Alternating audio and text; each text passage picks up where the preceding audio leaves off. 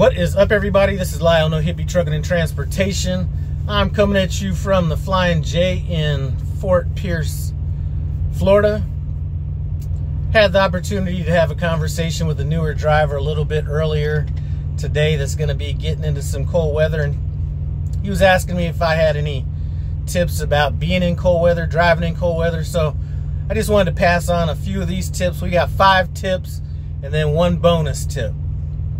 Now, I've learned a couple of these the hard way, meaning I had to pay to get me out of different situations, or I had to overspend in one situation. So let's kind of get into these 5 things.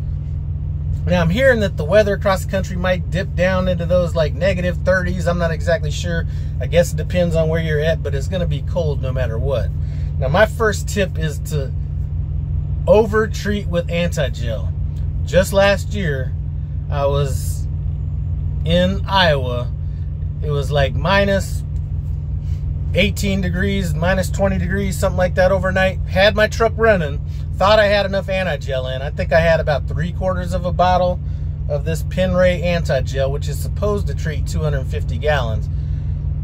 But apparently that wasn't enough. So I had my truck running all night long, but what happened was the pass-through between the 2 tanks got gelled up, so I was only pulling fuel from 1 tank.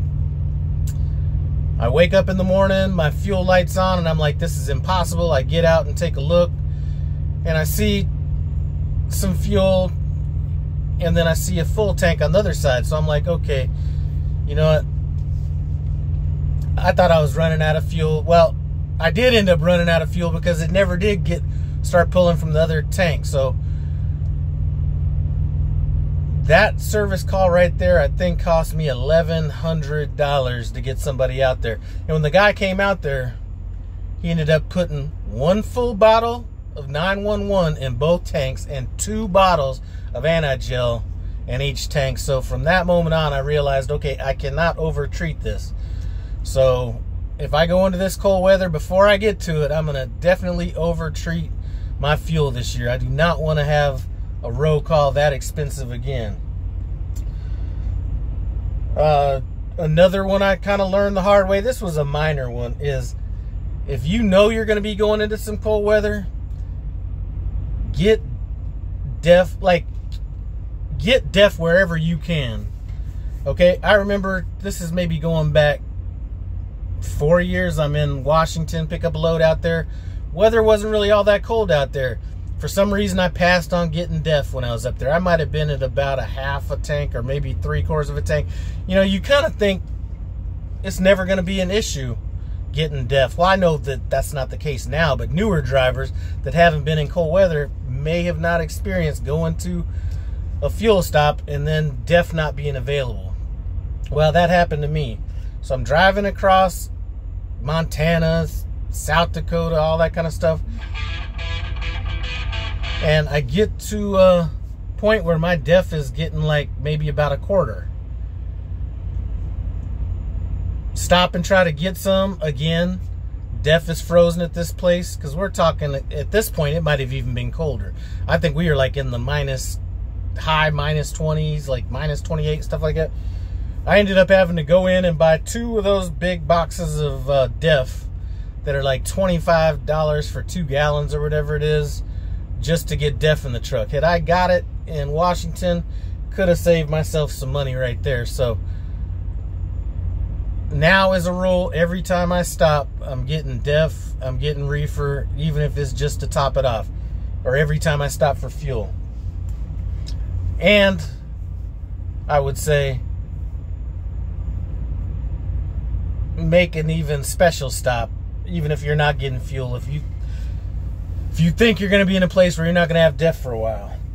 All right, so that's the second one. One that I also learned the hard way is turning off the bunk heater correctly. Okay, so if you have a bunk heater, you know, a lot of people get out of the bunk and whatever, and they leave their heat on back there, and they come up, start the truck, and kind of do that stuff. Well, every time you turn off that truck, your bunk heater, or every time you turn on your truck, the bunk heater is gonna stop running. You're gonna get a bunch of fuel in this fuel line that it needs to burn off.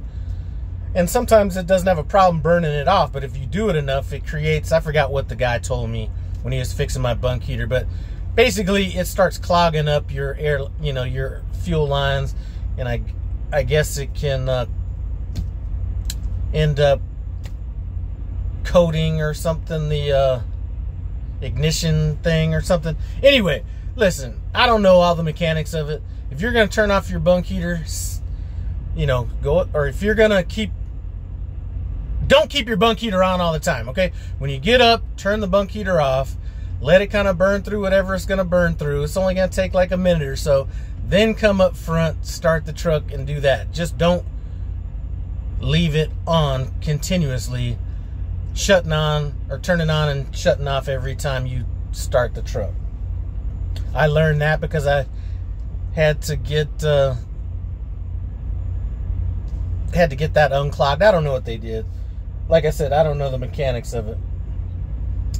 Another one that I learned, I did learn this one the hard way. This is back when I first got out on the road. I was at the Loves in Slippery Rock, Pennsylvania, and it got cold enough to freeze up my truck brakes. So my rear wheels basically froze up. I'm not sure if it, I don't think it did my trailer. Actually, it did. My trailer was, no it didn't, no it didn't. So I tried to leave. My brakes were locked up. Now at the time I had disc brakes on my truck. I don't think that you're gonna have the same problem if you have rear disc brakes. At the time, the Peterbilt I had drum brakes. But what an old timer said when he saw me out there trying to get it unstuck was, if I pull in at night, pull into a spot, you know, let the truck sit for a while, pull forward, and kind of back up with your brakes on a little bit to try to scrape off any of the snow or whatever that's in there. And maybe if you wake up during the night, do the same thing. So I don't know, that could be a wives' tale, I'm not sure, but it was told to me by a trucker that had been out here for a long time. And so I just do that as a habit. Pull into a truck stop, park, wait a few minutes, pull forward, back up. If I wake up in the middle of the night, I do it again. Could be a wives' tale, but I've been doing it for years, and it's just kind of habit at this point. All right, now a bonus one is gonna be learn where the locking axle is on your truck. On a Peterbilt, it's gonna be, you know, you have the fifth wheel slide, you have your air dump, and the far right of both of those, you have the locking axle. Know where that is. If you're in a parking spot and you're having problems getting out, your tires are spinning or whatever, wait for your tires to stop spinning, engage that locking axle, and don't worry about giving it fuel or anything like that. Just put it in drive and then just kind of creep out, okay? Actually, I have another tip, which I almost made this mistake the other day. So do that. Also, you know, last time I actually used it, I think I was in Wyoming. It had snowed a bit and everybody was going pretty slow. We're talking about, you know, 15, 20 miles an hour, and we're climbing all these hills out there, and I threw on my locking axle when I was doing that. So know what it is, use it for what it's for. Definitely don't want to be doing it at higher speeds. I think it'll automatically shut off if you go at too high of a speed, and you don't want it going on while your tires aren't going the same speed. So you don't want to do it while you're losing any kind of any traction. All right. Another thing, now this goes against everything I talk about in summer or in good weather. What I always said was, if you're at a truck stop, back as far back as you can into that spot so less of your truck is exposed to anybody backing into it. In the winter, a little bit different. In the winter, leave a little bit of room back there because you might have to back up a little bit to get some traction. You know what I mean? So I almost made this mistake the other day. As a matter of fact, let me just say I made this mistake the other day, but I ended up getting out of it. But had I left a little bit of room behind me, you know, we're only talking about 7 inches, you know, something like that. It wouldn't have been an issue at all. I ended up having to use my lock and axle, but had I had some room back behind me, I could have backed up a little bit and then maybe or maybe not got the traction, but I didn't even have the option to see if there was going to be any extra traction because I'd backed all the way up to the curb. So that's just another one. Give yourself kind of an out like that, just in case. So those are just some tips that kind of came to the top of my mind. I'm no expert. I've only been driving since 2019. So, you know, obviously there's people that have more experience. And like I said, I'm not talking about every little single tip out there. These are just the ones that, these were mainly just the ones that I thought about because of cold, not necessarily snow or inclement weather. So, again, this is a bit of a community. If you got any tips, man, put those in the comments below because there's a ton of new drivers that could possibly watch this video that might be helped by comments that are left by guys that have a little bit more experience. So I do have a load picking up anywhere between, I'm about 9 miles away, picking up at Fort Pierce, Florida, the Tropicana. So we know that ain't nobody gonna be bragging about no money on this load. Going up to Cincinnati, Ohio, dropping hook on both ends. I can get it there 8 hours early, but I'll probably deliver it early in the morning, 7, 8 o'clock in the morning, rather than going in there, you know, super early. If I can drop it off at 11, that means I could drop it off as early as 3 a.m. But why am I going to drop off a load in Cincinnati 3 a.m. with nowhere to go? I know that you can kind of park at that Tropicana in Cincinnati, but I'm not one to be liking to stay at no receiver after I drop off a load.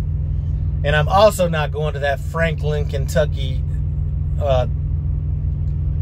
pilot. That is one of the tightest pilots in the world. I wouldn't be able to sleep if I parked there. One time I parked there, and if you know, you know. But I ended up, luckily, I got there kind of early in the day. I've moved all the way back to a spot on the far end of the place, right in front of a row, so I would not be able to get blocked in, and I wouldn't have any trucks to kind of maneuver out of. I mean, because if you read the reviews on this place, trucks are constantly getting hit there, and a lot of times they're not getting hit backing into the spot, they're getting hit pulling out of the spot. So anyway, enough of my rambling on. I do appreciate you guys stopping by. No Hippie Trucking and Transportation. As always, comment, subscribe. I'm out.